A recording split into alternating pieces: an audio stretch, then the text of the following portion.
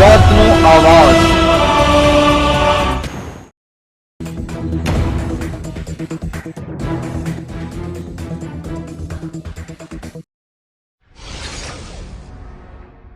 રાજકોટ ખાતે રાષ્ટ્રીય કોંગ્રેસના 139મા સ્થાપના દિવસ નિમિત્તે કોંગ્રેસ પક્ષના ધ્વજવંદન કાર્યક્રમ યોજવામાં આવ્યો હતો।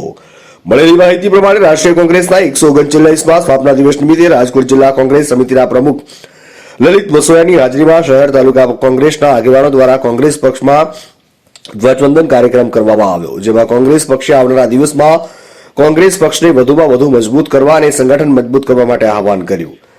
આઝાદી પૂર્વે આ દેશને આઝાદ કરાવવા માટે આ દેશના વરિષ્ઠ આગેવાનોએ 138 વર્ષ પહેલા ભારતીય રાષ્ટ્રીય કોંગ્રેસની સ્થાપના કરેલી હતી અને એ સંગઠનના માધ્યમથી આઝાદીની લડાઈમાં સૌ દેશવાસીઓને જોડ્યા હતા।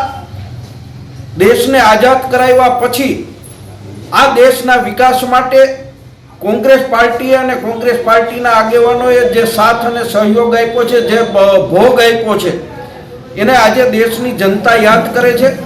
સમગ્ર દેશની અંદર કોંગ્રેસ પાર્ટીના 138મા સ્થાપના દિવસે સૌ ઉત્સાહ અને ઉમંગથી કોંગ્રેસના ધ્વજનું વંદન કરી અને કોંગ્રેસ પાર્ટીને ફરીથી સત્તા સ્થાને લાવવા માટેનો સંકલ્પ કર્યો છે। આઝાદી પહેલા ભારત દેશની ગુલામીમાંથી મુક્ત કરવા સંગઠન બનાવ્યું, ત્યારથી લઈને આજ સુધી કોંગ્રેસ પક્ષના આગેવાનોએ આઝાદીની લડાઈથી બલિદાનો આપી અને લોકસેવા કરેલ છે, જે યાદ કરીને હિંમત સાથે આગળ આવવા આહવાન કર્યું। મારું નામ દિનેશભાઈ વોરા।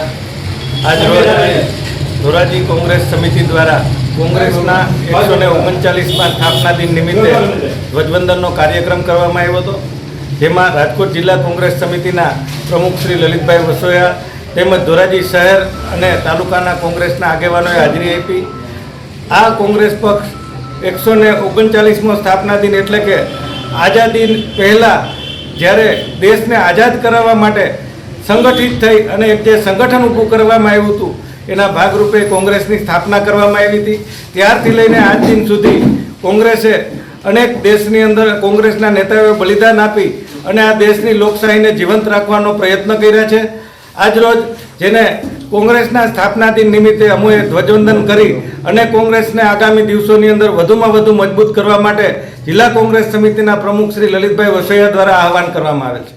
આ કાર્યક્રમમાં ધોરાજી કોંગ્રેસના આગેવાનમાં દિનેશભાઈ વોરા, જયેશભાઈ લાખાણી, ગોપાલભાઈ સલાડ, ચિરાગભાઈ વોરા, દર્શન વઘાસિયા, જય ટોપિયા, ધર્મેન્દ્ર રાજ્યગુરુ, ભાવેશ બાબરિયા, કાળુભાઈ સરવૈયા, અમીનભાઈ અંટાળા, બાઘાભાઈ માવાની, જગદીશ રાખોલિયા, મગનભાઈ વઘાસિયા, ઇમ્તિયાઝભાઈ પોઠીવાળા, મોહમ્મદભાઈ રફીકભાઈ તથા શહેર કોંગ્રેસના આગેવાનો ઉપસ્થિત રહ્યા હતા।